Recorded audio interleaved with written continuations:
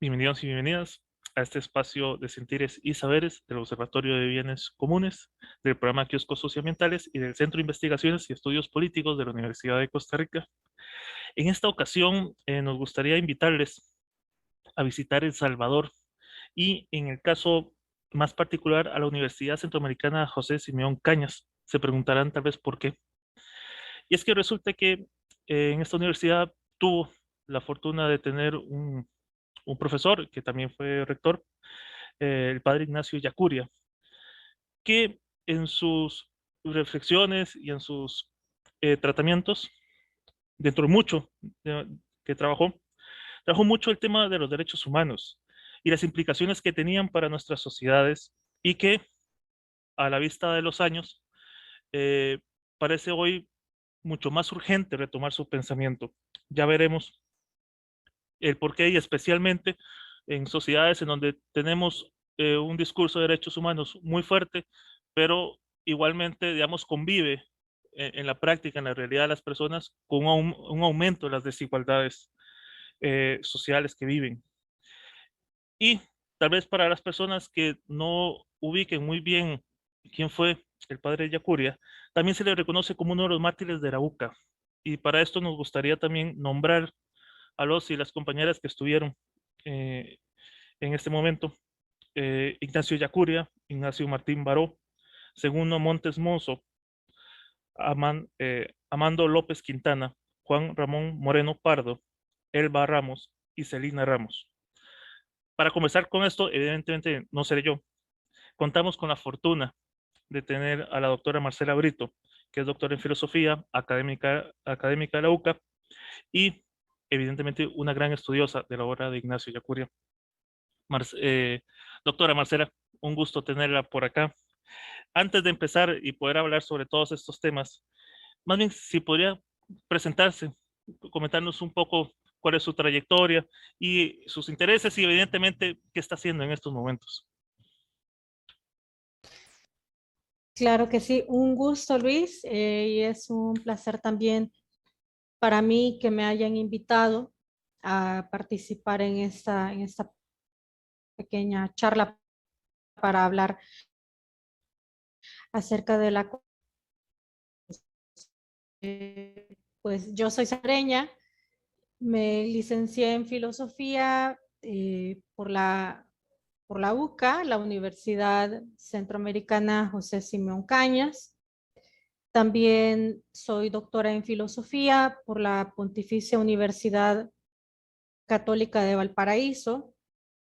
Y pues bueno, yo trabajo aquí en la UCA, en el Departamento de Filosofía, desde 2018. Soy profesora, soy investigadora, pero también tengo a mi cargo la dirección de la maestría y del doctorado en filosofía latinoamericana.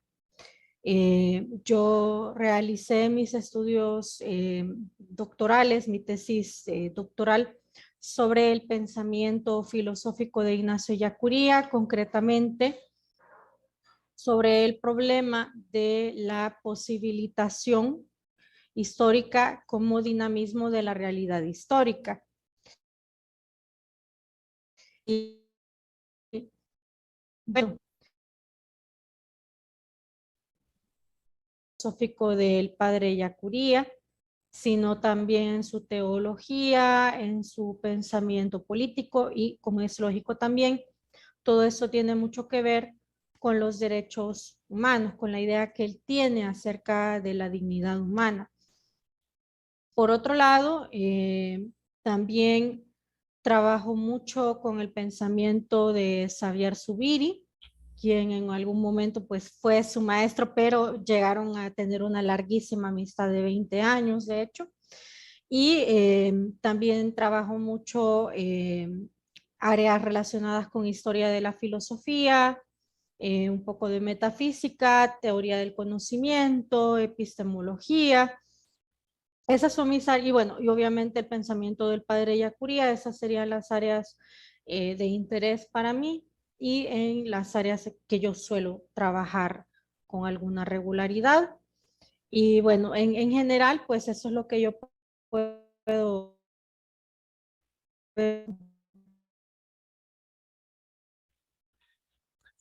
si quieres, para ir entrando en la conversación, tal vez primeramente para ubicarnos al padre Ellacuría, ¿podrías hacernos una pequeña semblanza de su época principalmente? Eh, Adelanto algunas cosas que resultan importantes, su formación jesuita, digamos, y evidentemente la influencia de Xavier tanto en su persona, pero también en su pensamiento. Bueno, el padre Yacuría vino a El Salvador sumamente joven. Él vino en 1949, él nació en 1930. Entonces viene a El Salvador cuando tiene 19 años y viene a formar parte del recién inaugurado noviciado de la Compañía de Jesús en Santa Tecla. Eso está bueno, forma parte de la siempre aquí en el departamento de San Salvador. Y luego, pues Ignacio pasa durante la década de los 50 en un periodo de formación en Quito, Ecuador, que es donde en ese entonces los novicios de la Compañía de Jesús aquí en América Latina iban a hacer sus estudios, ¿no? Yacuría se licenció, si no me recuerdo mal, eh, en filosofía y humanidades. Y pues durante su periodo de formación en los años 50, en los que estudia filosofía y también estudia teología, tiene, pues, tiene influencias tales como el padre Aurelio Espinosa Polit, el poeta nicaragüense, también sacerdote jesuita Ángel Martínez, y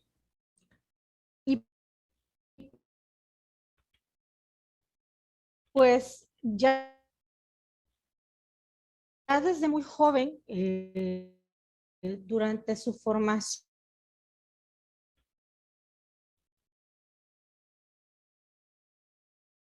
es una inquietud que, que tiene él acerca de, digámoslo de una manera sencilla, para que se nos entienda, él tiene un gran interés por el problema de qué es lo fundamental o qué es lo esencial de las cosas. Ya de muy joven, él también mostró este interés por dar con una filosofía actual, lo que él llamaba una filosofía a la altura de los tiempos, y consideró durante los 50 que las filosofías de Ortega y Gasset, pero también la filosofía de Santo Tomás de Aquino, eran filosofías que poseían los elementos fundamentales para reflexionar, tanto sobre la circunstancia importante, dar con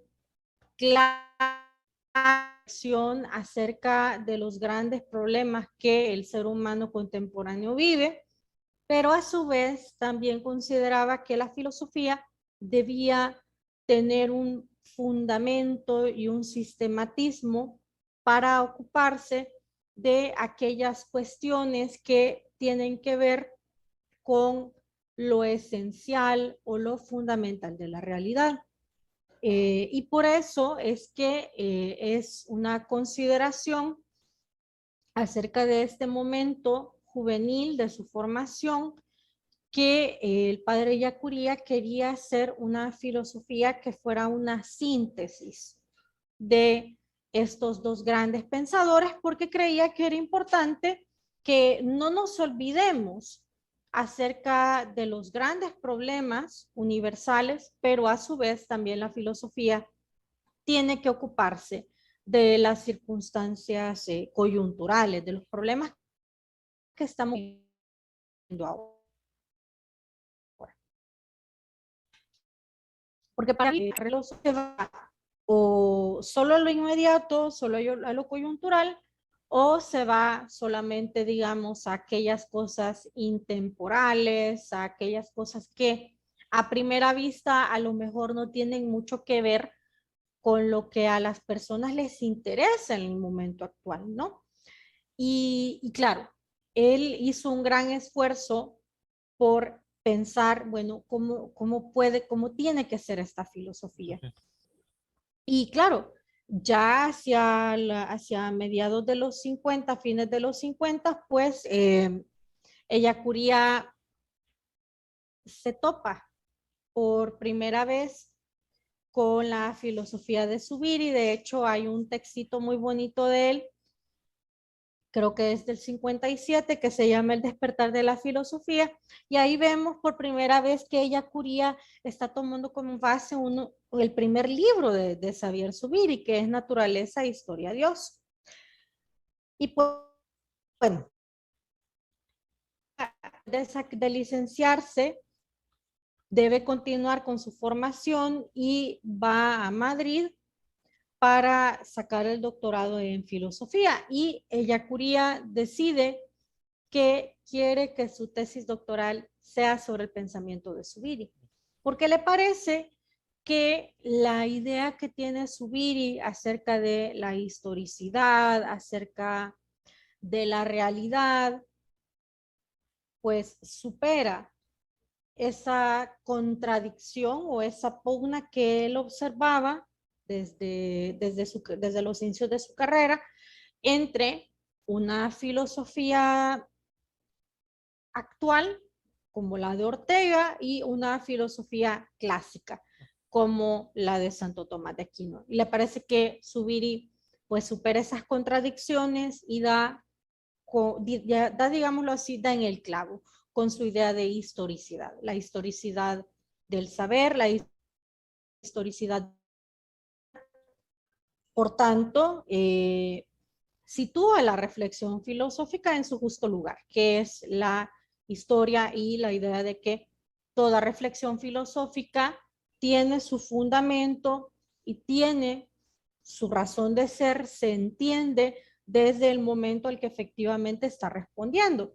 Y desde luego, Xavier Zubiri aceptó trabajar con él como su asesor de tesis y Ellacuría trabajó con él entre 1962 y 1965 en la elaboración de la tesis de él, ¿no?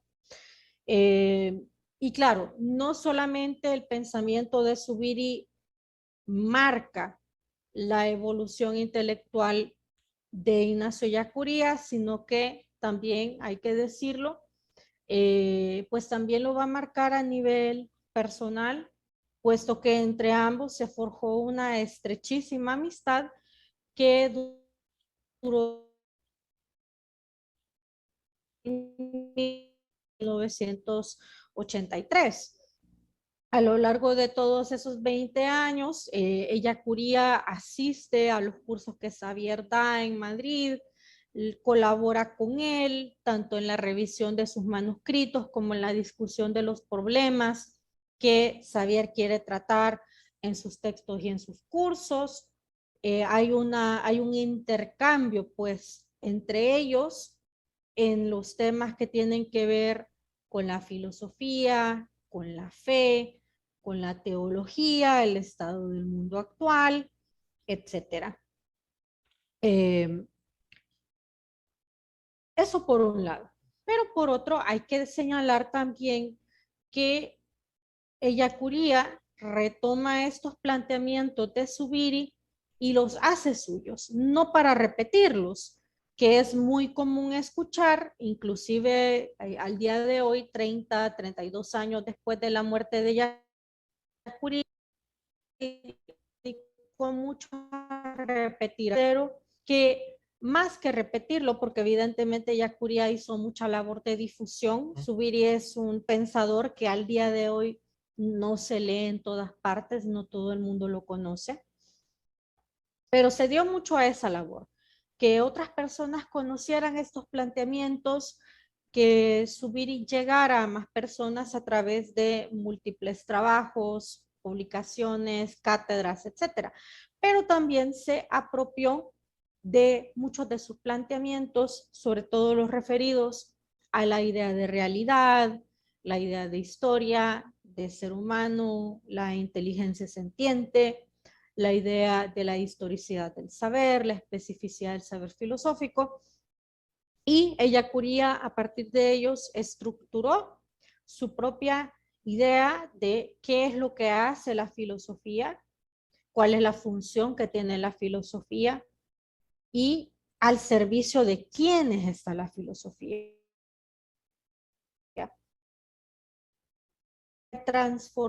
Retomó y transformó la filosofía de Zubiri para hacer una filosofía que respondiera a las circunstancias de nuestro contexto latinoamericano, porque esa era una gran preocupación, digamos que nunca lo abandonó, sino que, hay que decirlo, le dio sentido a toda esa ingente labor intelectual, académica, política, teológica, que él realizó desde que regresa a El Salvador a fines de los 60 hasta su muerte en 1989. Desde luego, Ellacuría no solamente se dedica a la filosofía, aunque la labor filosófica es lo que más distingue a todo su trabajo, sobre todo esta categoría muy conocida,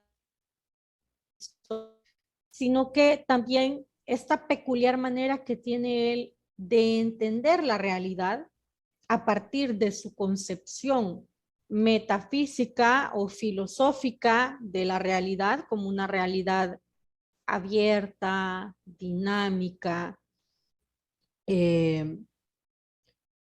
no predestinada, pues transformada y transformable, le lleva a él también a entender o a intentar analizar los orígenes de la conflictividad para el caso salvadoreño, que aquí vivió pues por más de 20 años, y para intentar entender por dónde podían estar las razones del conflicto y cómo podía, con alternativas negociadas para el conflicto que, aunque estalla, digamos, de manera más o menos reconocida en 1980, ya se venía gestando la efervescencia sociopolítica a lo largo de la década de los 70 para que estallara la guerra civil.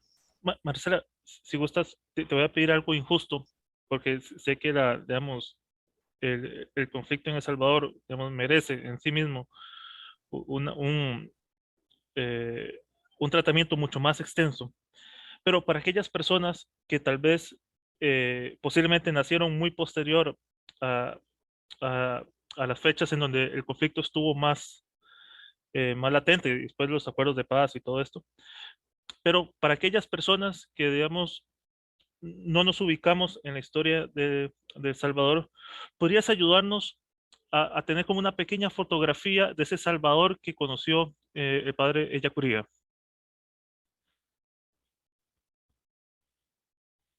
Claro, bueno, hay que decir que tanto El Salvador como todas las otras repúblicas aquí en Centroamérica pues tienen una historia bastante reciente, somos naciones bastante jóvenes. Eh, y bueno, El Salvador ha sido históricamente un país económicamente, socialmente y culturalmente muy inequitativo. Ha sido una sociedad que a inicios del siglo XX estaba fuertemente marcada a nivel económico por ser una sociedad agroexportadora. Y la exportación que más tenía El Salvador en aquel momento, a inicios del siglo XX, pues era sobre todo el café, ¿no? Ahora, hay que recordar que a fines de los años 20 hay una crisis económica y eso también golpeó muy fuertemente a El Salvador. Y claro, ya de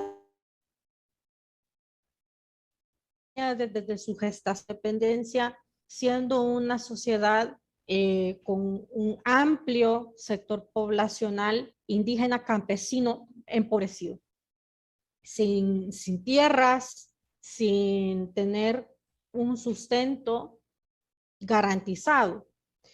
Y pues sucede que a raíz del descontento popular entre los sectores indígena y campesino, en los 30 tenemos esta conocida insurrección indígena, la de 1932, que se es aplastada no solamente de forma violenta, muy brutal, con un exterminio increíble de una gran cantidad de, sobre todo de indígenas, y a partir de este hecho del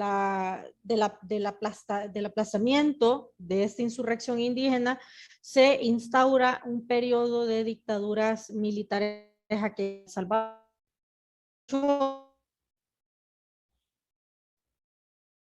Pues tenemos la dictadura de Maximiliano Hernández Martínez, y luego de Martínez, hasta los 70 vamos viendo una sucesión de distintos presidentes militares, Osmin Aguirre, José María Lemus, por ejemplo, ¿qué otro? Ahorita se me ha ido el nombre. El presidente está Osorio, todos estos presidentes militares, sobre todo en el periodo de la década de los 50 y los 60, van a instalar aquí en El Salvador lo que se le denominó como un modelo de desarrollo por la vía de la industrialización. Es decir, estos gobiernos militares, si bien es cierto, no dejaron de ser dictaduras, porque eran gobiernos impuestos, ya sea por elecciones fraudulentas, etcétera, pues intentaron mejorar, por decirlo de alguna manera, el nivel de vida generando industria de sector secundario, es decir, producción de manufacturas. Y eso, lamentablemente, en lugar de mejorar el nivel de vida de la gran mayoría de los salvadoreños y salvadoreñas, lo que generó fue una pobreza, digamos, más amplia, generó eh, el abandono, o sea, eso era algo ya que ya se venía dando, pero en este periodo de la industrialización se vio de una manera mucho más marcada el abandono del campo y la migración hacia la ciudad. Sin embargo, al no dar suficiente abasto con los empleos y por tanto no poder proveer con las condiciones de vida necesarias para la gente, pues las condiciones de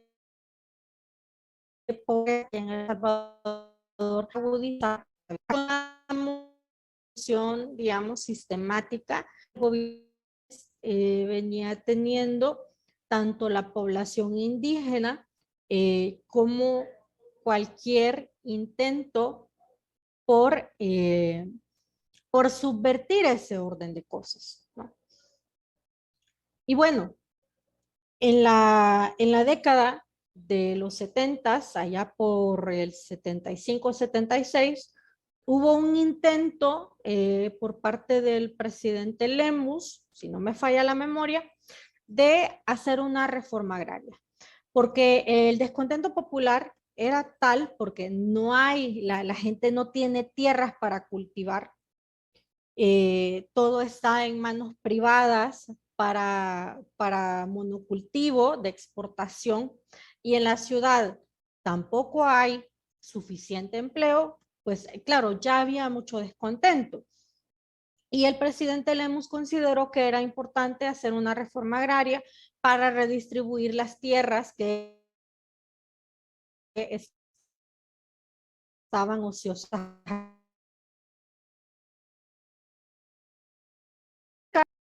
La UCA, como otros sectores de la sociedad salvadoreña, estuvieron de acuerdo con esta iniciativa gubernamental de instalar una reforma agraria para hacer redistribución de la tierra y entregarle a la gente más pobre un pedazo de tierra en la cual cultivar y en la cual vivir. Y esta era una medida que pues estaba destinada a trabajar en la erradicación de la pobreza. Ahora, ¿qué sucedió con esto?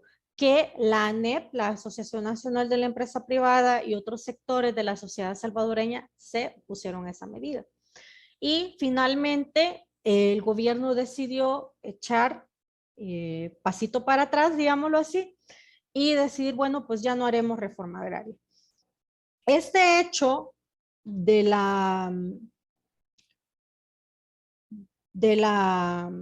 digamos, de esta decisión de ya no hacer reforma agraria,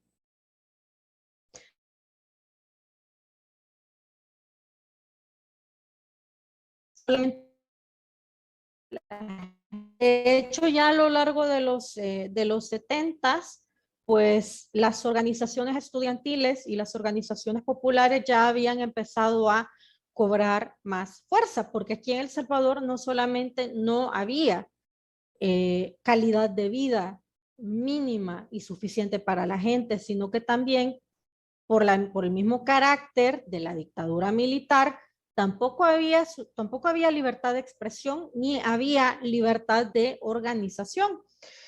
Entonces, todos estos bloques a lo largo de los 70 pues se empezaron a hacer sentir cada vez con mayor fuerza. Y pues bueno, si no me recuerdo mal, hay una elección, creo a fines de los 70s, que también fue una elección fraudulenta, que al que luego fue ya el presidente Duarte, le hicieron también fraude para que no ganara. Entonces, bueno, todas estas situaciones de la imposición presidencial, de la represión armada, de la falta de libertad de expresión, de la falta de acceso a suficiente alimento, a tierras, a educación, a salud, etcétera, pues fueron un gran caldo de cultivo para que estallara ya de una manera prolongada la guerra civil a lo largo de la década de los 80s.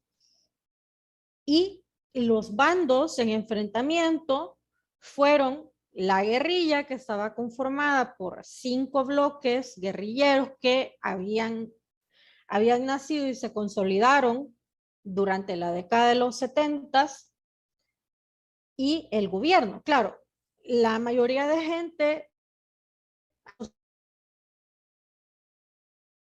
era la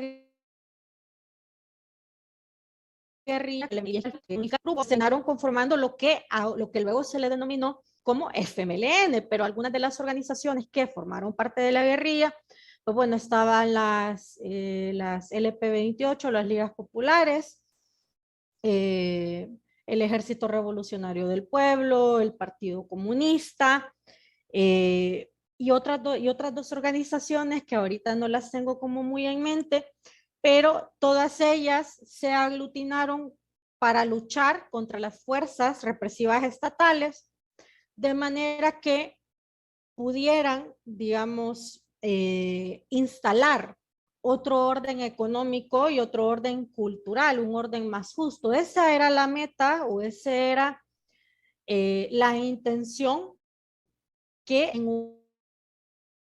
un primer. Y desde luego fue una guerra bastante larga, una guerra pues de 12 años, del 80 al 92, y por tanto fue una guerra de desgaste. Y fue una guerra de desgaste porque la guerrilla tenía la ventaja por encima del ejército en términos de conocimiento del terreno, pero también de apoyo popular. Sobre todo en la zona urbana, aquí en El Salvador, y sobre todo en el área de San Salvador, era bastante común que la gente de las comunidades apoyara a la guerrilla y los apoyaran no solamente en términos morales, sino también en términos logísticos. De manera que, pues aquí la guerrilla tenía los llamados comandos urbanos y ya en el interior, en las zonas rurales, pues ya había formalmente guerra de guerrillas y también, pues también todas estas organizaciones tenían un gran conocimiento del terreno que con lo cual no contaba el ejército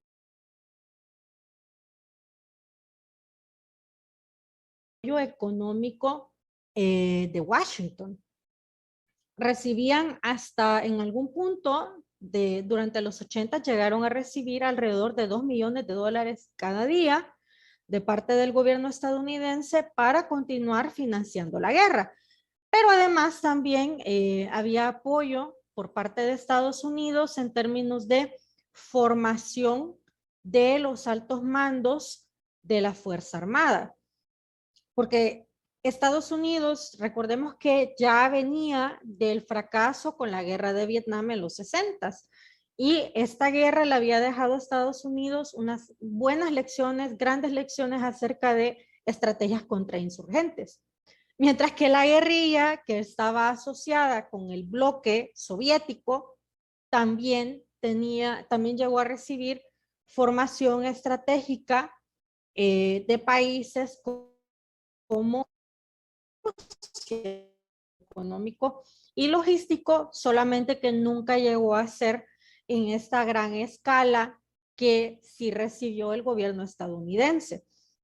Entonces, estas dos fuerzas en pugna llevaron a un proceso no solamente de desgaste del mismo ejército y de la guerrilla, sino también a un proceso de destrucción, no solamente de la infraestructura en el país, sino también de desintegración del tejido social y también tuvo un alto coste en términos de vidas humanas y de desaparecidos, ¿no?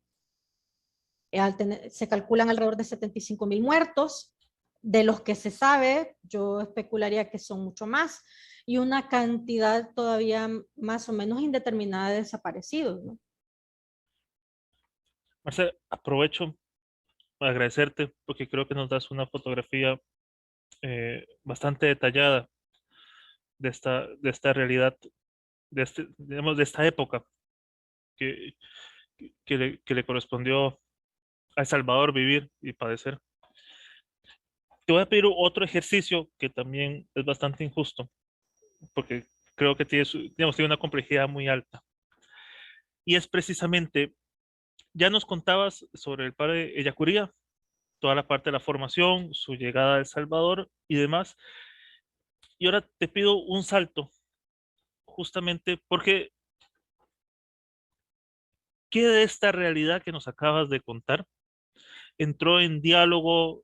Evidentemente le hizo sufrir y le hizo repensar algunas cosas, profundizar otras en el pensamiento del, digamos, ese diálogo ya de Ellacuría más maduro con, con El Salvador y evidentemente todas las tensiones que, digamos, ya vos nos retrataste.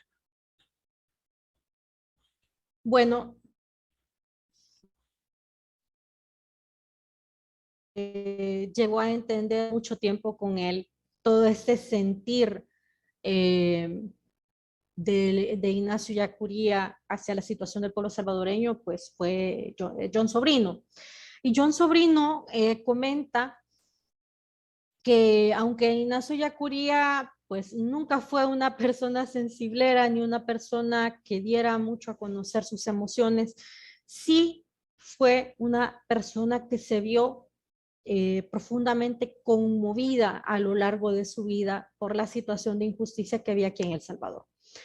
Y por ello, Ellacuría jugó un papel fundamental al igual que el resto de los mártires, en el proceso de diálogo entre el ejército y la guerrilla.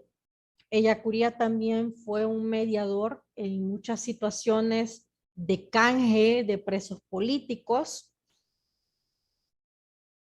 y también se dedicó en muchos escritos, no solamente políticos, sino también teológicos,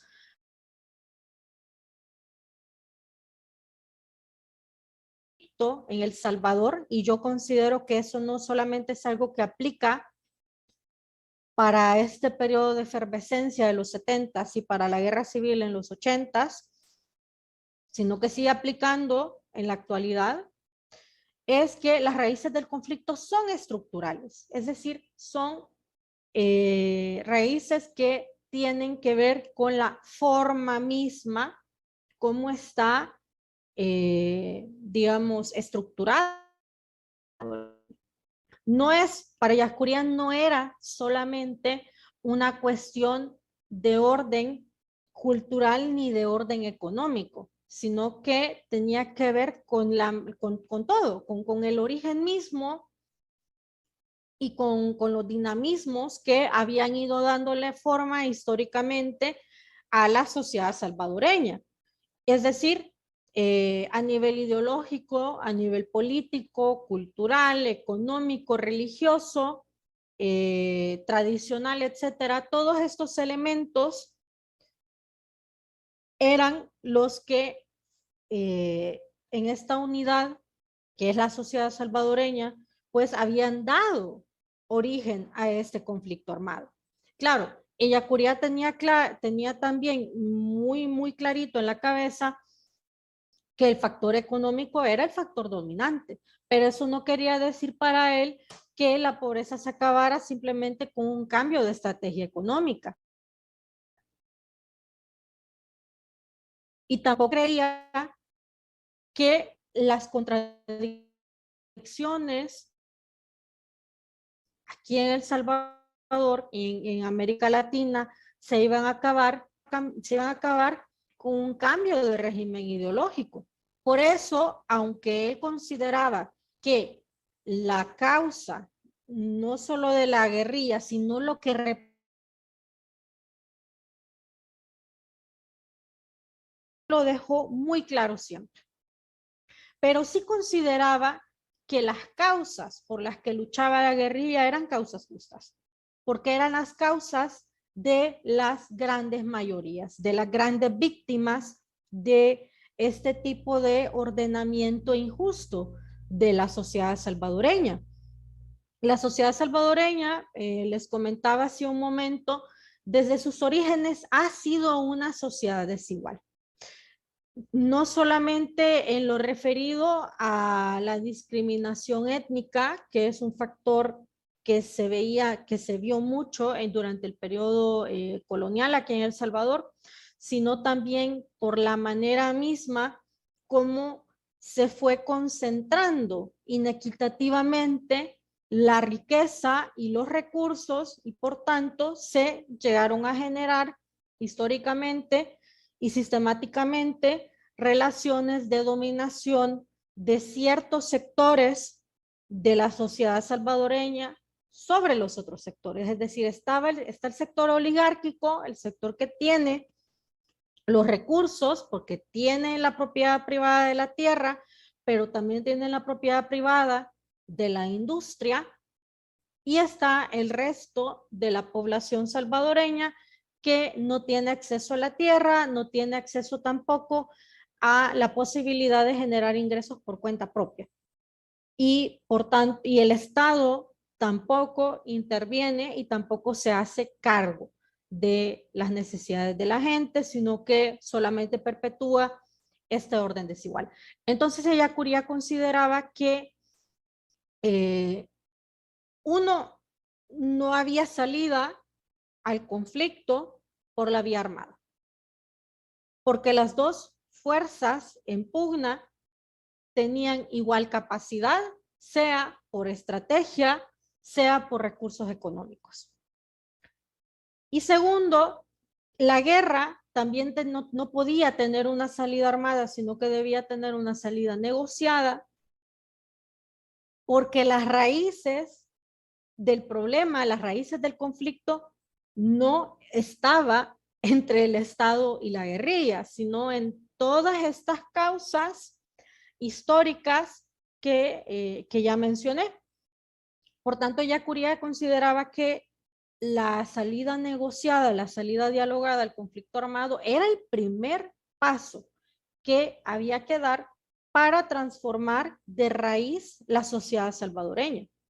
Claro, Ellacuría le dio, digamos, carne con conceptos políticos y conceptos filosóficos, pero todo esto que Ellacuría estaba diciendo era algo que ya Monseñor Romero, un gran referente también para el pensamiento de Ignacio Ellacuría, ya venía denunciando desde fines de los 70 y bueno, como sabemos, por eso fue asesinado. Ellacuría llegó a tener tanto peso en su denuncia desde la UCA, pero también él como persona, como académico, que durante los 80 pues no fue sorprendente para él ni para la gente aquí en la universidad que el gobierno, digamos, el gobierno encarnado en las fuerzas represivas que representan el ejército, pues empezaran a hacer campañas de difamación contra su persona, pues lo llegaron a amenazar no solamente a él, sino a la Compañía de Jesús con deportarlos, con expulsarlos del país, con amenazarlos que si no se iban los iban a matar, etcétera. Y era por eso, porque la voz de Ellacuría encarnó ese compromiso nacido de esa compasión que él sentía y ese amor que él sentía por la gente aquí en El Salvador. Pero concretamente por estas grandes mayorías que sufren, a las que él llamó secularmente las mayorías populares y teológicamente el pueblo crucificado. Son todos estos seres humanos que sufren, que sufrieron y que siguen sufriendo las consecuencias de esta estructura maligna y es maligna porque no genera vida ni genera situaciones de equidad, sino que simplemente por la misma inequidad que genera de manera inmediata, mediano y a largo plazo, ¿qué es lo que sigue generando? Genera muerte. Genera muerte por muerte de hambre, por delincuencia, por violencia, por falta de acceso a las oportunidades, por falta de acceso a la salud, por deshumanización. En fin, para Ellacuría había que transformar de raíz a la sociedad salvadoreña porque está configurada en un orden maléfico, un orden maligno. Y por tanto, para afirmar y para salvar la vida de tantos miles, millones de salvadoreños, pues había que denunciar para empezar a transformar. Y por eso lo mataron, ¿no? Porque era molesto. Era molesto porque llamaba a la razonabilidad del diálogo. Y contra eso, pues el ejército no podía responder. Marcela, tal vez ahora voy a- a sacar partida de tu formación filosófica, porque justamente eh, uno de los aportes que hace el padre Ellacuría, que lo, que lo lleva a, voy a decirlo de esta manera, tal vez no sea como la más correcta, pero a evidenciar de una forma fuerte, tajante, todas estas violaciones y demás, parte mucho de un concepto que él utilizó, digamos, en varios de sus documentos y que vos ya has mencionado varias veces, y es el de historización. Entonces, quería pedirte un ejercicio para aquellos que no tenemos la fortuna de tener una formación filosófica y no, digamos, no tenemos como las palabras necesarias para poder explicar. Si nos pudieras ayudar qué se entiende por historización de un concepto y luego cómo él lo relaciona con los derechos humanos, porque creo que ahí hay un punto medular muy importante que nos puede ayudar y nos daría ciertas herramientas también para la lectura de este tipo, digamos, de los derechos humanos y otros conceptos que existen que aparentemente parecieran ayudarnos y que parecieran buenas intenciones, pero, digamos, en sociedades desiguales a veces, digamos, no sabemos si nos están ayudando o nos están hundiendo. Entonces, si nos podrías ayudar en esta parte. Bueno, claro que sí. La idea de historización de los conceptos es una categoría bastante original del pensamiento del padre Yacuría, y es que como la idea humana y de la sociedad y por tanto de la producción de toda forma de saber fue un en el desarrollo de su filosofía, pero también de su teología y su análisis político, pues la historización de los conceptos retoma esta visión acerca del carácter histórico de la realidad y del ámbito de lo humano. A eso apunta esta categoría bastante conocida por muchos, que es la realidad histórica. La realidad histórica, nos dice Yacuría, es la forma de realidad más alta, porque es la realidad que envuelve a todas las demás, a las realidades naturales, a las realidades vivas y la realidad humana, y la sociedad, todas estas dimensiones que competen a la vida humana, ¿no? Ahora, Yacuría tenía claro que todo hacer del ser humano es un saber interesado. Es decir, el ser humano, por ser una realidad abierta, tiene una inteligencia sentiente que le hace sentir, le presenta la realidad en cuanto realidad, no como un estímulo. ¿Y por qué Yacuría hacía tanto hincapié en esta realidad abierta del ser humano? Para entender la historia. Y eso nos va a ayudar a entender el problema de la historización.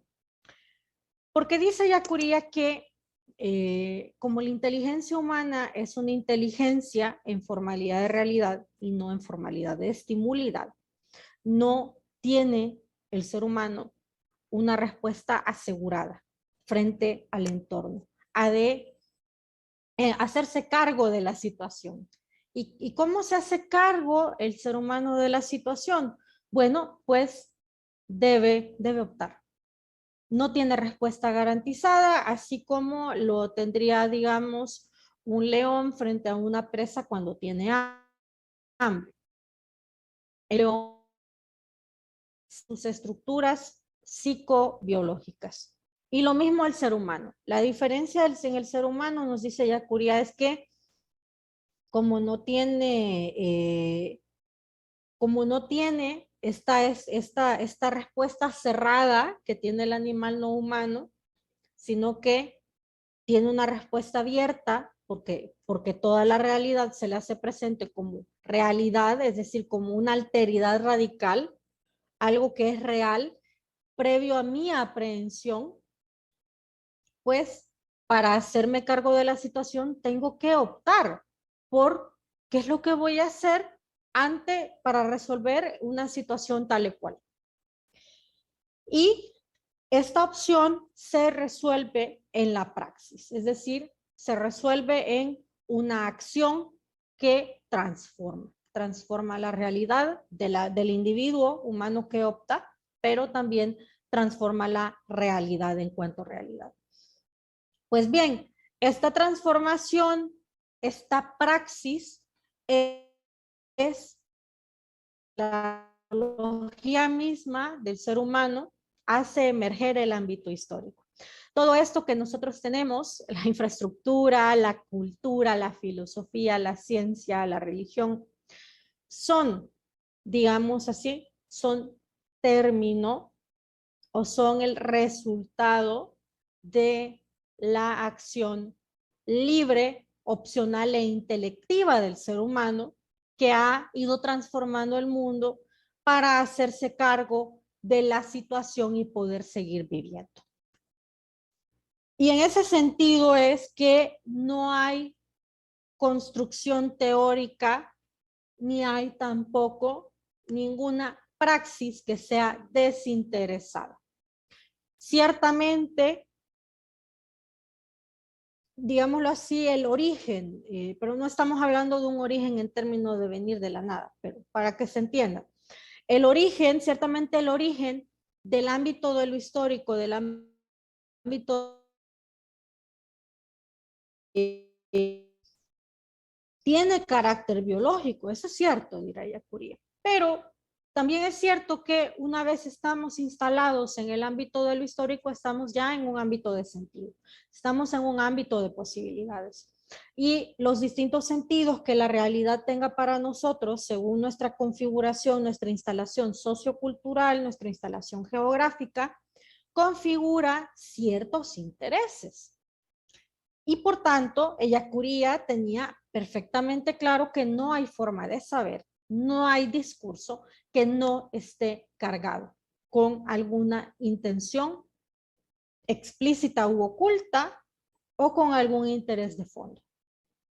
Entonces, teniendo esto claro, Ellacuría considera que para liberar, para enfrentar críticamente desde la actividad intelectual toda situación de injusticia, hace falta un ejercicio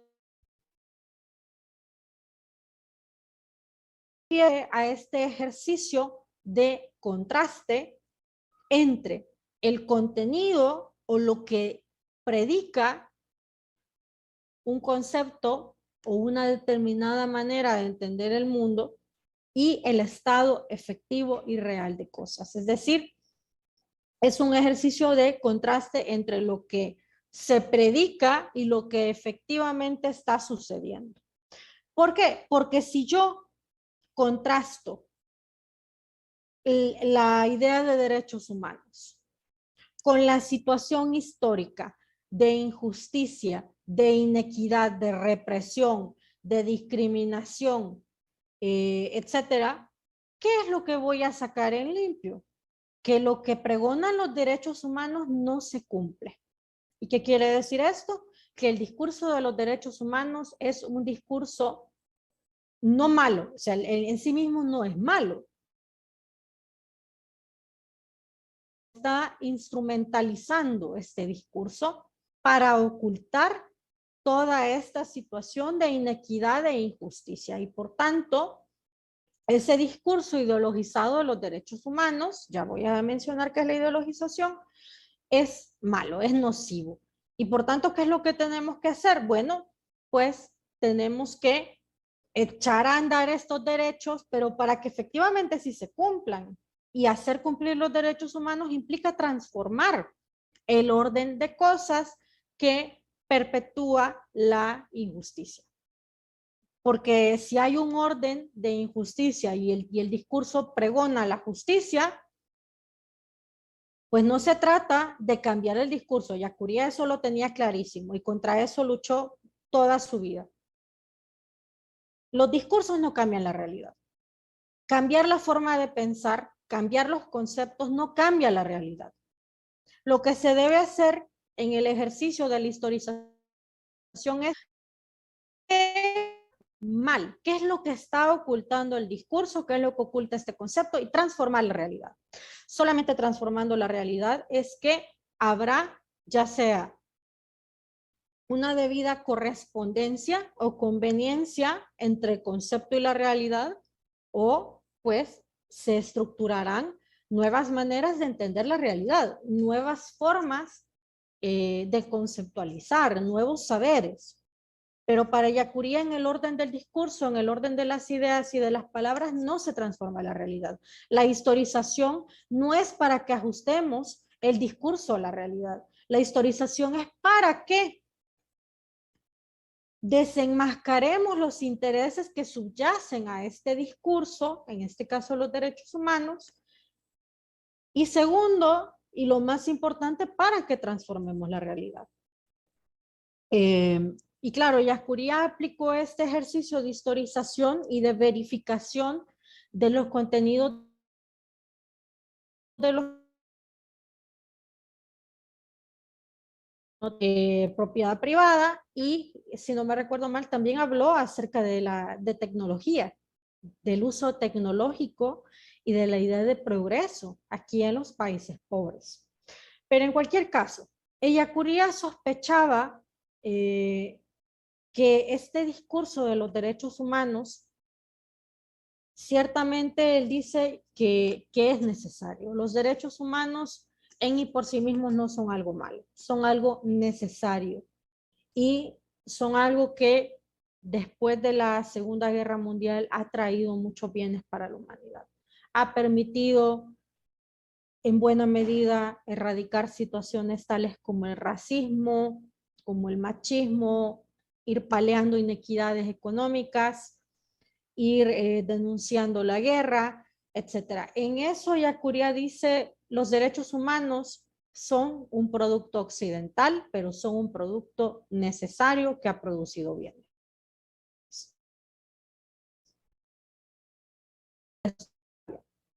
Pero dice una realidad histórica contemporánea, ¿qué es lo que vamos a observar? Que aunque los derechos humanos, ¿qué es lo que nos dicen? Que todos los seres humanos somos iguales en derechos y que todas nuestras diferencias deben ser respetadas. Y también dice que los estados parte de la Organización de las Naciones Unidas deberán hacer lo necesario para velar que las personas gocen de sus derechos humanos fundamentales y que garanticen las condiciones, no solamente para que haya goce de derechos, sino también para que haya protección contra la vulneración de esos derechos, tanto de agentes públicos como de agentes privados. Ok, y eso suena muy bonito, pero Ellacuría, ¿qué es lo que observa? Que en la realidad lo que predomina es la situación de pobreza extrema en la mayor parte de países del mundo, que hay una relación de inequidad económica y educativa entre los países ricos y los países pobres, y que la pobreza de todos estos países, no voy a decir países, la realidad, nuestros países son países pobres, empobrecidos, están en esas condiciones por por circunstancias históricas de dominación, no solamente dominación colonial, sino también en la actualidad dominación económica. Dominación, ¿en qué sentido? En que los países ricos tienen control de la distribución de la riqueza por cómo están configuradas las instancias que regulan, por ejemplo, el comercio internacional, la deuda externa.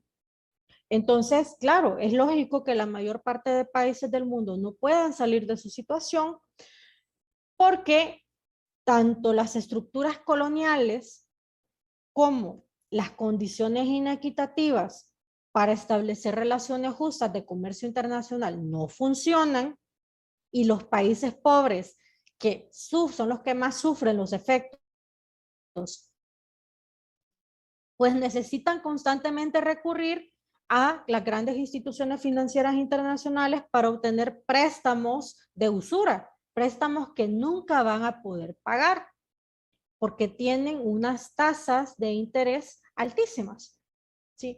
Entonces, toda esta situación global, nos dice Ellacuría, ¿qué es lo que nos revela? Que realmente no hay interés por hacer cumplir los derechos humanos, por garantizar la protección y respeto hacia los derechos humanos, porque la configuración de las realidades nacionales para adentro, pero también del orden mundial, ¿qué es lo que garantiza? Que haya inequidad. ¿Qué quiere decir esto? Que hay quienes sí gozan de los derechos y eso es la gente que está en los países ricos.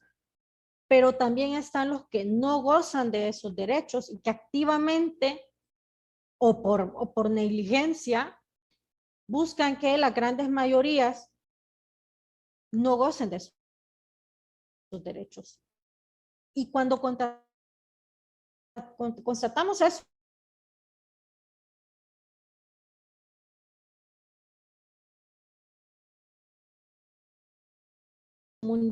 goza de esos derechos y la gran mayoría no estamos ante un derecho, estamos ante un privilegio.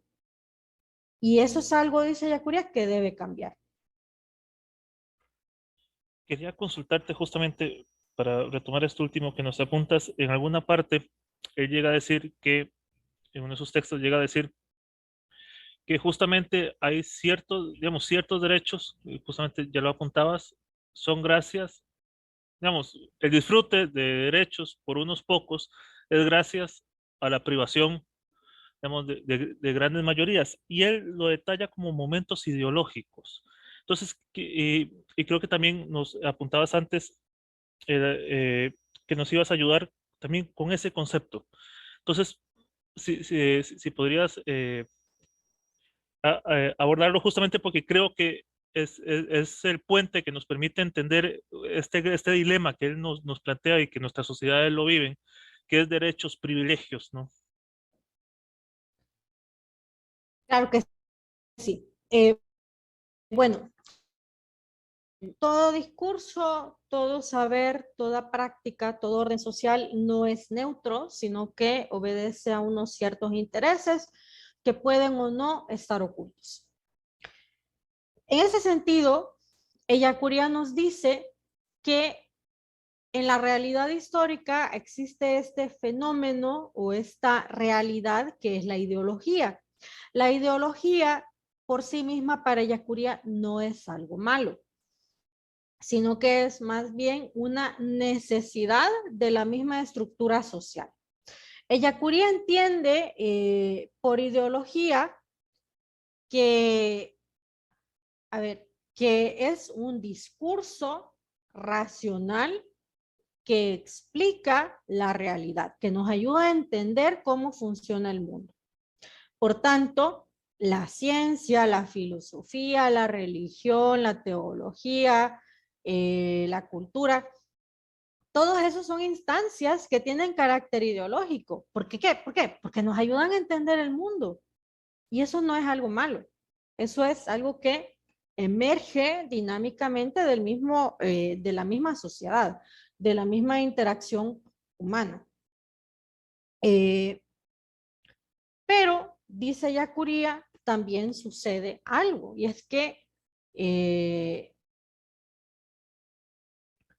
eh, y es que así como hay buenos intereses, también hay intereses malévolos, hay intereses que no son buenos. ¿Y cuáles serían esos intereses que no son buenos?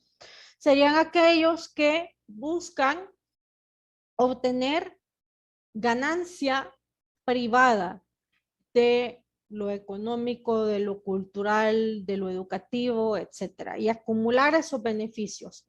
Y por tanto, para mantener el goce de esos beneficios de forma exclusiva, hay que mantener un orden de cosas injusto.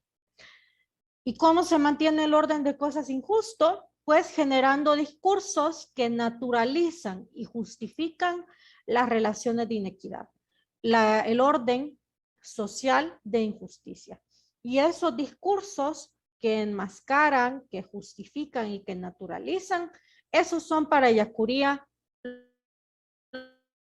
los discursos ideologizados. ¿Ven? Hacemos el contraste. Ideología es una explicación racional que nos sirve para entender eso, que racionaliza y oculta de forma deliberada un orden de cosas injusto para poderlo mantener. Entonces, por eso para Yacuría, el discurso de derechos humanos, sobre todo el que predicaba para ese momento que él vivió Estados Unidos, acerca de la doctrina de los derechos humanos y que, con lo cual justificaba las famosas doctrinas de la seguridad nacional aquí en América Latina, qué sé yo, que Operación Cóndor, que las intervenciones los golpes de Estado, como por ejemplo el que hubo en Chile cuando asesinaron a Salvador Allende, pues claro, es un discurso que sirve para justificar todo eso. Y es un discurso ocultador. ¿Por qué? Porque con la excusa de llevar democracia, de llevar equidad, de llevar goce de derechos, se instala, se mantiene y se agudiza un orden de injusticia. Y eso lo vemos con las guerras aquí en nuestros países en América Latina, con las dictaduras militares, con las crisis económicas, con los embargos, con las crisis migratorias. Y por eso para Ellacuría el discurso de las grandes potencias en materia de derechos humanos es un discurso ideologizado, porque oculta. ¿Sí? Y esa diferencia entre ideología e ideologización es lo que le permite a Ellacuría tanto hacer este análisis de derechos humanos como también diagnosticar esta situación de, digámoslo así, de malicia histórica. Porque estamos en una configuración, dirá Ellacuría, estamos en una configuración histórica donde lo que prima es el mal común. Estas estructuras de maldad que lo único que hacen es acabar sistemáticamente con la vida humana. Y frente a este diagnóstico maléficas, las estructuras de pecado, diría Ellacuría, tenemos que proponer un horizonte utópico, un horizonte de una sociedad distinta. Y eso es lo que él llegó a denominar ya entre fines de los 70s y a lo largo de muchos de sus trabajos en los 80s, como una civilización de la pobreza. Justamente tomo pie de esta parte que nos introduces y quería preguntarte por algo. Digamos, porque hasta este momento hemos venido hablando principalmente de los sujetos dominadores.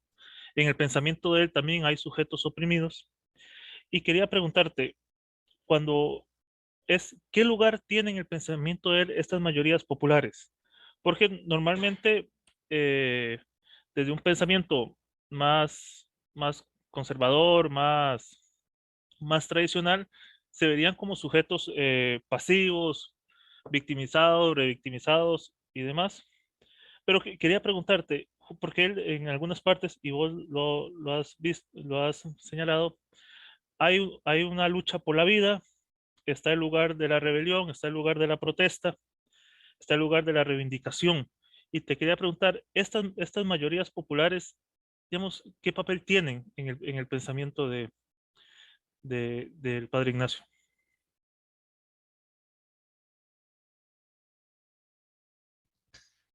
Bueno, hay que señalar como primer punto que estas grandes mayorías son del servicio académico, intelectual, universitario. Estas grandes mayorías son, digámoslo así, estos sujetos, estos seres humanos, a los que el padre Ellacuría decidió preferencialmente servir con todo su trabajo. Y desde luego también hizo de estas grandes mayorías el foco y la finalidad última de la actividad universitaria que le compete a la UCA. Ahora, ¿por qué para Ellacuría estas mayorías populares tienen que ser este sujeto preferencial? Bueno, por dos razones, nos dice Ellacuría. Primero, porque es este sujeto que padece injustamente las consecuencias de un orden estructural e histórico de pecado.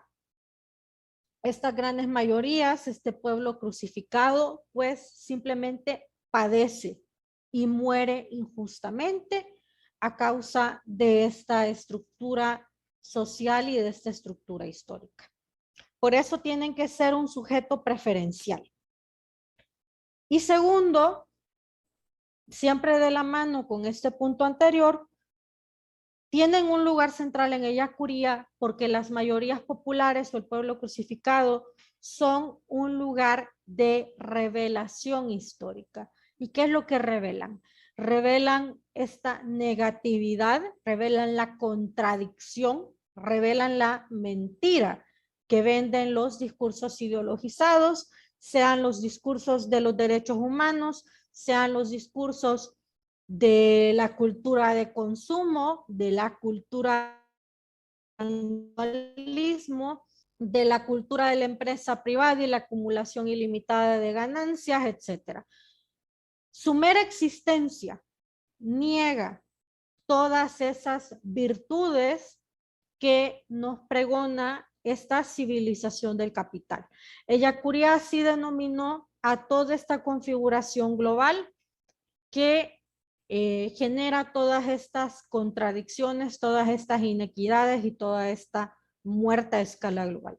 Es una civilización, no es un modelo económico. Un cambio de modelos económicos, pues eso nos lo dice Marx y nos lo dicen también muchísimos historiadores de la economía. Cambios en los modelos económicos siempre se pueden dar.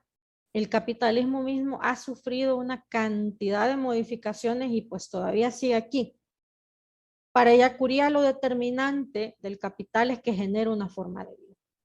Y esta forma de vida, nos dice él, no solamente no es buena porque mata, gozan de sus beneficios, sino que también no es universalizable. ¿Por qué no es universalizable? Porque deshumaniza, pero también porque se acaba con los recursos naturales. La cultura, la civilización del capital, echa mano de los recursos naturales como si los recursos del planeta duraran para siempre. Por tanto, ¿qué quiere decir esto? Que no es viable porque la gente del planeta en su totalidad no puede consumir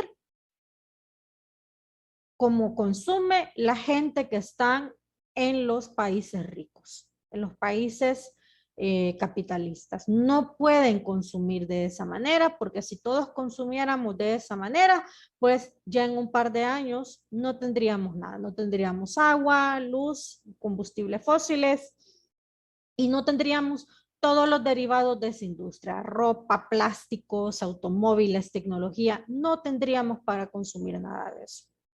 Entonces, Ellacuría considera, repito, que estas grandes mayorías que mueren de hambre, que son perseguidas, que son discriminadas, que son asesinadas, revelan eso, revelan esa cara enferma, la cara que quiere ocultar el discurso. Revelan esa inviabilidad de esta forma de vida. Y como revelan eso con su sola existencia, se vuelven un criterio no solamente epistemológico, sino que también se vuelven un criterio ético. Porque si la mayor parte de la humanidad está sufriendo estas condiciones de inequidad y de muerte, de infelicidad, de persecución, entonces, ¿a qué nos llama esta dimensión ética de la inteligencia? A transformar la realidad. Por tanto, para Ellacuría es parte de la labor del filósofo, del teólogo, del académico universitario, del científico y del político, y en general de todo ser humano, hacerse cargo de la situación, cargar con la situación y encargarse de ella. Es decir, no solamente enfrentarla intelectualmente, sino también optar éticamente por transformarla y que esta opción se decante en una praxis de transformación de estas situaciones. Y solamente desde las mayorías populares o desde los pueblos crucificados es que van a obtenerse las claves apropiadas para transformar la situación actual. Porque decía Ellacuría en uno de sus discursos acerca del centenario del descubrimiento de América Latina. No voy a decir descubrimiento porque eso todavía está en discusión. Ellacuría diría, no, no hay descubrimiento, lo que hay es encubrimiento de una realidad de dominación. Decía Ellacuría, el problema es que países como Estados Unidos tienen una mala solución, porque la forma de vida de ellos no es buena, no es viable. Y lo vemos desde el momento en que, desde su fundación, desde inicios del siglo XX, Estados Unidos se la ha pasado en guerra para obtener recursos, porque ellos no pueden producir. No producen suficiente para lo que tienen que consumir. Lo mismo con otras potencias. Entonces, desde el momento que yo no soy autosustentable, mi modo de vida no es viable. Entonces, esa es una mala solución.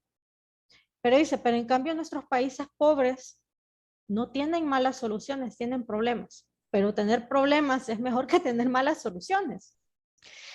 Y, por tanto, la receta que nos quiere imponer la cultura del capital no es y ni puede ser la clave que nos lleve a transformar nuestras condiciones de vida y, en definitiva, a liberar a estas grandes mayorías de su sufrimiento. Quería, justamente, Entonces, me das pie para consultarte algo. Y es que en parte de sus escritos, él tiene, creo que son dos conceptos que creo que irán muy bien con esta parte a la que estamos llegando. Y era ahora sobre necesidades humanas básicas y la necesidad de la jerarquización de los derechos. Digamos, ¿cómo podríamos comprender, digamos, introductoriamente estos dos puntos que él coloca en la discusión justamente de, de romper con este encubrimiento, con romper esta relación, digamos, enferma de derechos que se vuelven privilegios?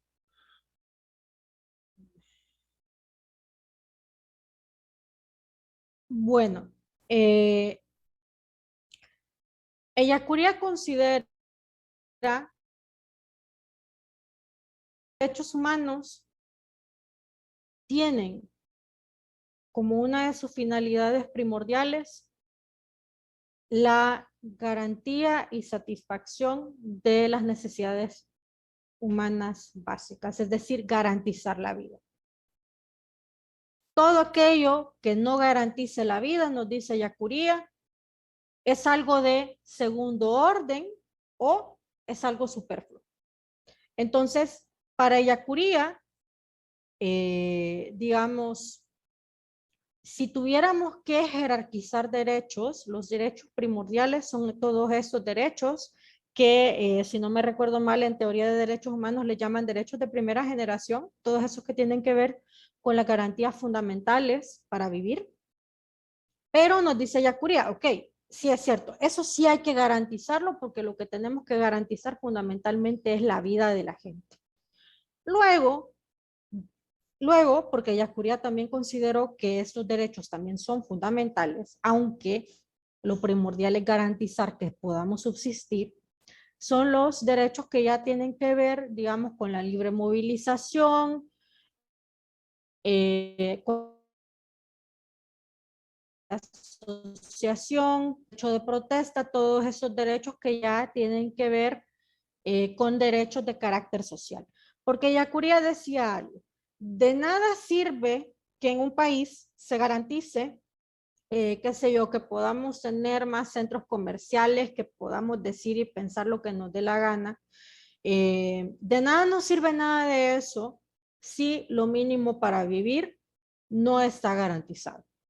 Y ya todo lo que tiene que ver eh, con este nivel, digamos, más abstracto, que ciertamente es importante, ¿sí? Pero para Ellacuría, todo esto que tiene que ver con los derechos, qué sé yo, a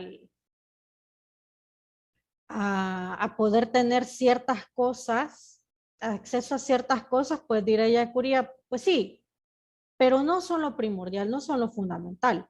En cualquier caso, para Yacuría, todos los derechos están íntimamente ligados, los derechos que tienen que ver con la satisfacción de necesidades básicas, con los derechos sociales y culturales, con los derechos políticos, derechos medioambientales, derecho a acceso tecnológico, derecho al desarrollo tecnológico apropiado. Todos esos derechos se codeterminan y se copertenecen. ¿Por qué? Porque si me haces, porque para que haya desarrollo pleno de la vida, tienen que estar garantizados todos, absolutamente todos. O sea, Yacuría no solamente se hizo cuestión de que la gente no tuviera que comer, también se hizo cuestión acerca de por qué en nuestros países, por lo menos en la época en la que él estaba, por qué no hay libertad de expresión, por qué no hay libertad de asociación, por qué hay persecución política, por qué hay presos políticos, por qué no hay transferencia tecnológica justa, por qué aquí no hay desarrollo tecnológico que nos ayude a salir de la pobreza. Todos los derechos, pues sí, todos los derechos son necesarios para el correcto desarrollo de la persona. Y por tanto, todos deberían estar garantizados. Pero que si hubiera que priorizar o establecer una jerarquía de derechos, pues claro, todos aquellos derechos que tienen que ver con la satisfacción de necesidades básicas para una vida digna, pues esos son los que tienen prioridad para Yacurí.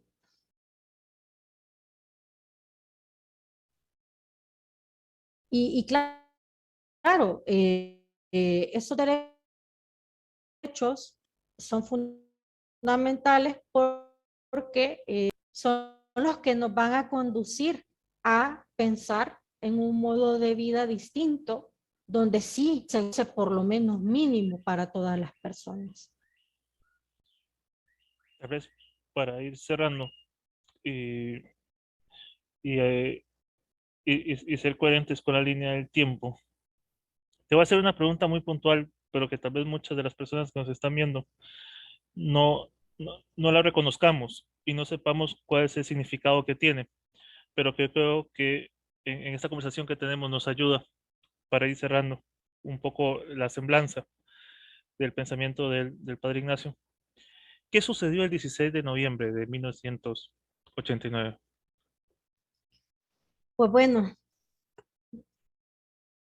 yo me voy a remitir a lo que ya nos han dejado dos investigadoras, Marta Doggett y Teresa Whitfield. Ellas pues investigaron muchísimo acerca de la muerte de los padres, también la Comisión de la Verdad para El Salvador hizo su parte y por eso es que la masacre jesuita aquí en la UCA es uno de los casos emblemáticos de violaciones sistemáticas de derechos humanos por parte del Estado salvadoreño. Para quien le interese, yo les invito ya sea que revisen el informe de la Comisión de la Verdad para El Salvador o que revisen los libros Pagando el Precio, que ese es de Teresa Whitfield, y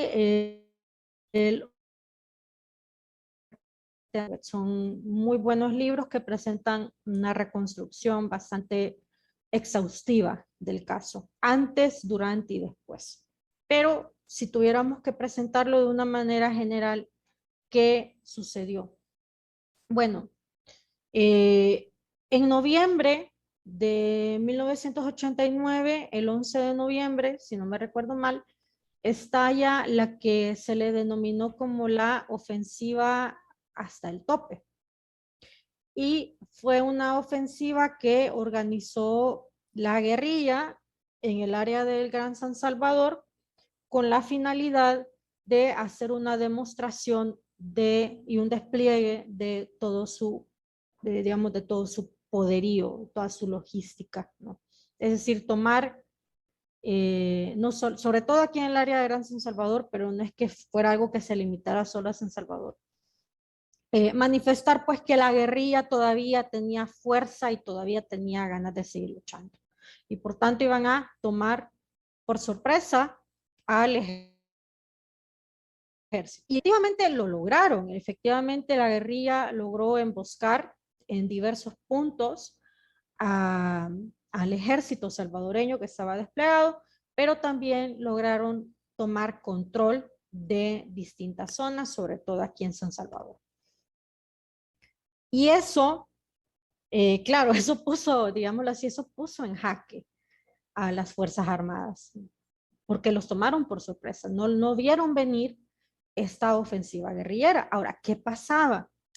Ya desde los 70s, desde el pronunciamiento a sus órdenes Mi Capital, donde el AUCA perdió su financiamiento gubernamental, pues ya el gobierno y sobre todo la institución militar empezó a tener recelo de la actividad de la UCA. Sobre todo empezó a tener recelo de Yacuría porque era la cara pública de la institución, porque fue rector de la UCA entre el 79 y el 89. Entonces, con todos sus pronunciamientos, con sus análisis políticos en Radio Nacional, en Televisión Nacional, en medios internacionales, Ellacuría denunciaba la situación aquí en El Salvador y denunciaba las violaciones sistemáticas a los derechos humanos por parte del ejército. Y eso no le gustaba, nunca le gustó al alto mando del ejército porque los ponía en cuestión ante la opinión internacional, ante el gobierno estadounidense, que era el que les daba financiamiento, ¿no? Entonces, por eso, desde los 70, pero sobre todo también en los 80, hubo mucha campaña de desprestigio, no solamente contra Yacuría, sino en general contra la institucionalidad católica aquí en El Salvador, porque la Iglesia Católica, con personas como Yacuría, como el Padre Montes, el Padre Barón, Monseñor Romero, Rutilio, el Padre Cosme, se mostraba como una institución beligerante, ¿sí? Y en desacuerdo con esta manera brutal y represiva de actuar del ejército. Entonces, toda esta denuncia ponía en riesgo el financiamiento que el ejército estaba recibiendo y también la reputación que tenían ante la prensa internacional. Por eso es que al ejército no le gustaba Yacuría. Llegaron a considerarlo como el cabecilla de la guerrilla y en varias ocasiones, de hecho, el ejército intervino en las instalaciones de la universidad para hacer cateos, para hacer reconocimiento de terreno. Varias ocasiones vinieron a poner bombas. Después de la ofensiva del 11 de noviembre, se empezó a difundir la campaña que pedía la cabeza del padre Yacuría, porque se decía que él era el autor intelectual que estaba detrás de toda esta estrategia guerrillera. Entonces, en Radio Nacional, ahorita no recuerdo cuál es la estación de aquí del ejército en El Salvador, pues se escuchaban constantemente llamados a matar a Yacuría. Claro, Ellacuría desde mucho antes de eso tenía claro que lo querían matar y que era una posibilidad de que lo fueran a matar. El hecho de que él no huyera, sino que decidiera volver a El Salvador, creo yo que es una muestra de este compromiso hasta el final que él siempre tuvo con la gente.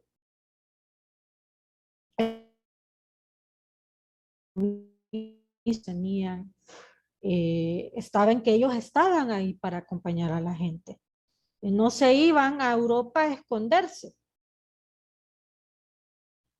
Y claro, a Yacuría le recomendaron que huyera, pero Yacuría regresó el 13 de noviembre.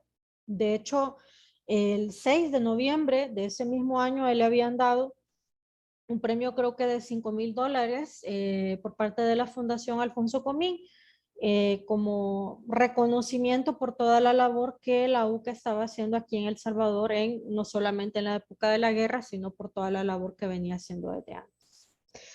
Entonces ella Curía regresa el 13 de noviembre y en los días subsiguientes, creo que, no sé, no me recuerdo si el 14 o el 15, creo que fue el 14, pues aquí hubo un cateo en la universidad.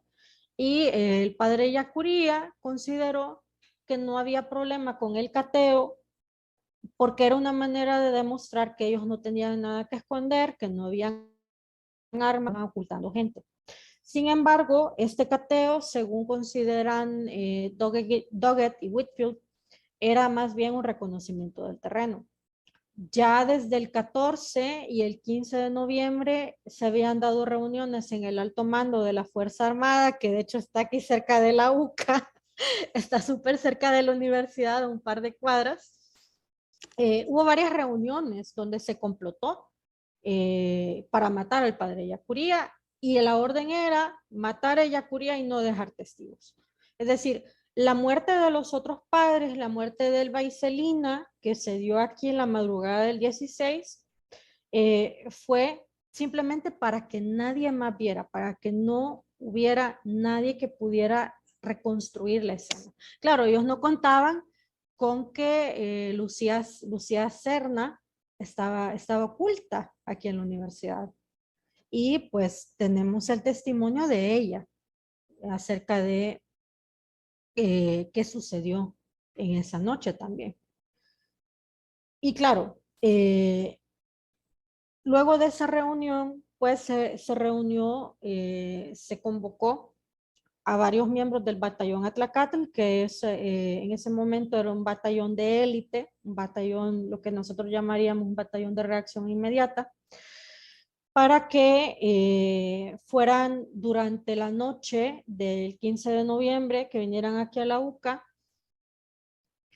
para dirigirse a la residencia. De hecho, la residencia está aquí también, está al otro lado de la calle, de donde yo estoy aquí contándoles este cuento, toda esta historia. Y bueno, llegaron a la residencia de los padres, era ya tarde, era ya, creo que si no me recuerdo mal, era casi ya la medianoche. Y les abrió el padre Yacuría y les dijo que por favor dejaran de hacer ruido, que los iban a dejar entrar. Cuando los miembros del ejército, los miembros del batallón Atlacatl entraron aquí a la residencia, sacaron a los padres en fila al jardín, donde ahora está el famoso jardín de rosas. De hecho, por eso es que se plantaron todas esas rosas ahí, en los lugares donde donde cada uno de ellos cayó. Y bueno, eh, los padres, pues, dentro de lo que cabe y según lo que se ha sabido acerca de ese momento, es que se mantuvieron, hubo cuenta, creo que Lucía Serna, que hubo un momento donde se escuchó que ellos estaban salmodiando, estaban rezando en esos últimos momentos. Y luego fue seguido aquello de una ráfaga de disparos y luego silencio total. Al padre Lolo, padre López y López, lo mataron adentro de la residencia, pero era porque él estaba dormido. El padre Lolo estaba enfermo y él no había escuchado en un primer momento que habían entrado a la residencia. Entonces, en cuanto él salió, lo vieron y lo siguieron y él murió de hecho le metieron creo que un tiro en el pecho. Y a Elba y a la Celina las buscaron en su habitación, ellas estaban abrazadas y ahí pues las ametrallaron, ¿no? En un esfuerzo por parte de los miembros del ejército del batallón Atlacatl por Acre, destrozaron la residencia, echaron con un lanzallamas en una de las oficinas que está aquí en la residencia, intentaron de hecho quemar un retrato de Monseñor, que ahí está en el centro Monseñor Romero, y, y pintaron con un graffiti, FMLN, muerta a los traidores. Claro, ellos no contaban bueno, con que habían huellas con que habían huellas de ellos en el jardín. No contaban también con que Lucía Serna había sido una testigo, y no contaban con un factor que era aquel que para el padre Yacuría era el más crucial, y es que vivimos al otro lado de la calle de una colonia militar, y donde está también el Estado Mayor. Que la guerrilla entre a la UCA y que el ejército no se dé cuenta es muy improbable. Si llega a pasar algo, pues es bien obvio que va a ser el ejército. Entonces, claro, al día siguiente, a primeras horas de la mañana, pues empezó a correr la voz de la masacre de los padres. Y bueno, el padre Tojeira, junto con John Sobrino, pues ellos empezaron a darle impulso a la causa de los padres. Desde luego, han pasado ya de esa madrugada más de 30 años. Eh, ya se logró llevar a España a uno de los implicados, que era el coronel Inocente Montano. Sin embargo, no son todos los miembros del batallón Atlacatl, ni son todos los nombres del Estado Mayor del Ejército. Claro, esto ya no se llevó a la justicia porque una de las condiciones para la firma de los acuerdos de paz en el 92 era amnistía total para el ejército, para la guerrilla. Entonces ambas partes accedieron, y aunque en un primer momento se abrió una investigación más o menos fraudulenta y se llevaron presos a un par de miembros del batallón Atlacatl, pero no eran del alto mando, al final pues salieron de todas maneras porque vino la amnistía. Y aunque en teoría ya la amnistía se ha clausurado, pues el caso sigue abierto, y no hay voluntad, no ha habido voluntad ni de los gobiernos de la derecha, representando el partido Arena, ni de la izquierda con el FMLN, ni del gobierno actual con Nuevas Ideas, de reabrir el caso y de llevar a todos los imputados ante la justicia. Pero pero yo creo que lo fundamental es que la lucha continúe, porque el caso de los padres jesuitas es un caso que puede abrir las puertas a que muchos otros casos de violaciones sistemáticas de derechos humanos también sean llevados ante la justicia. Te quería agradecer por el relato porque creo que además de situarnos, nos dimensiona un poco las implicaciones y el compromiso, digamos, que tuvo la UCA, y el precio que también, que digamos, en ciertas circunstancias se paga justamente por esta opción preferente, digamos, por los pobres. Eh, como, como sé muy bien, y por todo lo que nos has comentado de que la historia no ha acabado, te quería consultar cuáles son las tareas pendientes que dejó eh,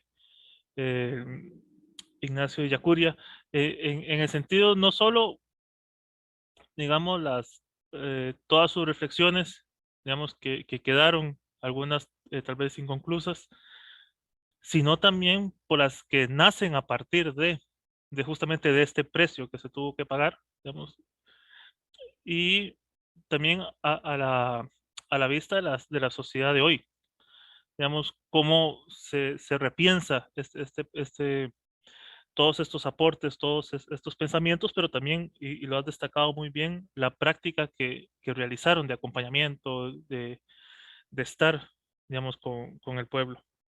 Entonces, te quería preguntar, digamos, a manera tal vez de poder ir cerrando, porque también te he robado ya mucho tiempo. justamente, ¿qué tareas, digamos, dejó, digamos, el padre Ignacio? Bueno, creo que una cosa importante que Yacuría no tanto, no sé si dejó pendiente, pero yo creo que dejó abierta, es la tarea del análisis de los signos de los tiempos actuales, es decir, auscultar la realidad y determinar si hay más bien común o más mal. ¿Por qué lo digo? Porque ya Yacuría hacia los 70 apuntaba a la configuración de la sociedad global, al fenómeno de la globalización que nosotros hemos visto configurando no solamente las relaciones geopolíticas entre los distintos países, sino cómo ha ido cambiando la propia cultura local y las formas de vida y las identidades de las personas en la actualidad. Desde luego, el padre Yacuría no alcanzó a ver las dimensiones del fenómeno de la globalización. Aunque anticipa, repite, de los 70 que estábamos en ese momento histórico en los albores de la configuración de la sociedad global. Entonces, el reto ahora es reflexionar cuál ha sido el impacto de este nuevo estilo de vida que nos trae la globalización. Se ha solido, y es lo más común, pregonar cuáles son sus grandes beneficios, que ahora es más fácil viajar de aquí a acá, que hay más tecnología que los celulares, que las redes sociales, que las políticas de la identidad, etcétera. Pero hay que preguntarnos, porque eso era el espíritu de Yacurí, hay que preguntarnos. Esto, con todas las posibles virtudes que puede tener, ¿nos está humanizando o nos está deshumanizando más? ¿Nos está haciendo más insensibles ante la realidad del prójimo o nos está haciendo más insensibles y más polarizados ante los acontecimientos nacionales e internacionales? ¿Es este un discurso ideologizado? ¿Es esta forma de vida de la globalización el orden último, perfecto y deseable para nuestra cultura? Otra tarea que creo que él nos deja es, a la altura de los tiempos, no estamos en épocas de guerras intestinas, así como en los 60, 70 y 80 lo vemos aquí en América Latina, pero estamos ante el surgimiento de nuevos autoritarismos, de nuevas dictaduras en América Latina y en Europa. ¿Cómo podemos analizar estos fenómenos desde un mundo que ya no está polarizado entre este y oeste, entre capitalismo y comunismo? ¿Cómo entendemos esto? ¿Cómo entendemos la génesis, evolución y posibles vías de salida de estas situaciones a nivel nacional y a nivel global? Y finalmente porque es que, o sea, ¿por qué lo digo? Porque actualmente los análisis políticos en torno a situaciones como la de Rusia, la de Ucrania, que la de Cuba, que la de Hong Kong, que lo que está pasando en Chile, que lo que ha ido pasando en Brasil, que lo que está pasando en Bolivia, que lo que está pasando en México, etcétera, pues son análisis que, si bien es cierto, trabajan la coyuntura, se estancan en la coyuntura. Y Yacuría nunca se quedó en los análisis de coyuntura.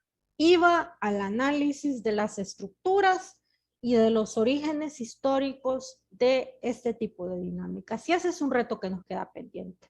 Y tercero, que yo creo que también es fundamental para nuestra época, es el análisis de las rutas históricas de construcción de utopía. Hemos llegado a pensar, hay quienes lo han llegado a decir, y de alguna manera vivimos así, como si esta altura histórica, como si esta sociedad fuera lo último que hay, como si ya no pudiera haber nada más, como si ya no se pudiera vivir distinto. Y por tanto, el reto es pensar hacia dónde nos podemos dirigir a partir de la situación actual para configurar un mundo distinto, un mundo nuevo. No se trata de hacer borrón y cuenta nueva para configurar un orden social, sino cómo a partir de lo que ya tenemos ahora podemos generar nuevos ordenamientos sociales, nuevas estructuras económicas, nuevas relaciones interpersonales, nuevas maneras de entender lo político que sean radicalmente nuevos y radicalmente beneficiosos, porque es un hecho que el orden político, el orden cultural, económico, etcétera, que estamos viviendo ahora no es el mejor y por tanto no puede ser el último. Es un reto seguir actualmente con pandemia, con guerra, con crisis económica. Es un reto pensar esperanzadamente, pero Yacuría consideraba que la esperanza es algo que no puede morir, es algo que debe impulsarnos no a ser ingenuos, sino a no cansarnos en esta tarea, porque la historia está abierta. Y mientras la historia esté abierta, quiere decir que todavía hay mucho que puede ser hecho, pero hay que poner atención a dónde estamos parados, cómo hemos llegado hasta acá, para poder pensar hacia dónde queremos ir y cuáles serán los costos que va a tener emprender esa nueva ruta. Ellacuría nunca dejó recetas. Él no dejó ninguna receta para la civilización de la pobreza, pero sí nos dejó claro qué es lo que no podemos hacer, hacia dónde no tenemos que ir. Yo creería que esos 3 puntos podrían ser tareas pendientes que Ellacuría nos deja 30 años después de su martirio. Justamente con esa tarea, digamos, que ya nos ibas enlistando, de pensar esperanzadamente. Y como te comentaba al inicio, este es un espacio de diálogo que de alguna u otra manera las personas que nos estén viendo en algún momento, siempre nos gusta dejarles algunas preguntas, digamos, relacionadas a lo que hemos conversado o desde las cosas que estemos pensando en este momento, para que de alguna u otra manera, ya sea porque les interesó mucho el tema o lo que hemos hablado y quieran como algunos caminos por donde irse, o ya sea que para el observatorio es como el, el mundo ideal, tomen esas preguntas, las escriban en un papel y se vayan a reunir con sus compañeros de estudio, con sus compañeros de organización, etcétera, y digan, mira, vimos a 2 personas conversando, ya terminaron, pero nos dejaron una tarea para seguir reflexionando y son estas preguntas, ¿ustedes qué opinan? Que para nosotros sería como la versión más bonita, pero a veces no sucede. Entonces, quería abusar de tu confianza y si nos podrías dejar algunas inquietudes para que este diálogo continúe. Claro que sí. Bueno, yo diría que un par de preguntas que yo creo que quizá van a dar mucho para discusión. En primer lugar, Creo que una pregunta fundamental a partir de todas estas reflexiones y lo que nos deja Yacuría de tarea es, en primer lugar, ¿cómo está la situación de derechos humanos en el mundo actual? ¿Cómo está la situación de derechos humanos en mi país o en la región? ¿Y qué insumos o qué perspectivas considero que nos, sino también a trazar vías para reinstaurar el respeto y la garantía de esos derechos humanos si es que están siendo violentados, o cómo puede garantizarse que estos derechos sigan siendo respetados si estamos ante una situación, digamos, ideal, una situación de goce para las mayorías. En segundo lugar, yo creo que otro reto es analizar cuáles serían esos factores estructurales que condicionan el goce o el irrespeto de los derechos humanos en nuestros países y en nuestra región. Si esos factores son solamente endógenos o si hay factores exógenos que están interviniendo en las violaciones o el irrespeto a los derechos humanos en el lugar en el cual nos situamos. Y finalmente, ¿qué tipo de mundo es el mundo que queremos construir a partir de un mundo en el cual equitativo de los derechos humanos? ¿Es un mundo como este o es un mundo que está estructurado desde unas condiciones radicalmente distintas? Donde vemos, diría yo, añadiría yo, donde vemos algunas pistas para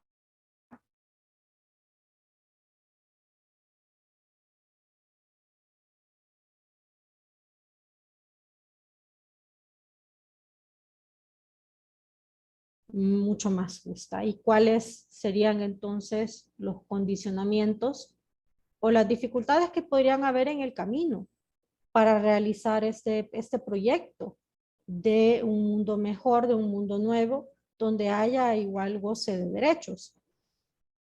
Yo creería que esas serían quizá 3 preguntas bastante generales, bastante amplias de reflexión, pero que creo que valen la pena. Vale la pena que nos preguntemos cómo estamos ahorita, cómo llegamos hasta aquí y hacia dónde vamos. Porque el discurso actual de los derechos humanos solamente nos vende la idea de que, sí, que hay que respetar derechos, que hay que darle más derechos, hay que crear más derechos, pero no nos pone de cara ante, ok, ¿y qué pasa? ¿Y qué viene luego? ¿Qué hacemos con esto? ¿Cuáles son las intenciones que hay detrás de este tipo de discursos? ¿Hacia dónde nos quieren llevar? ¿O hacia dónde nos han llevado históricamente?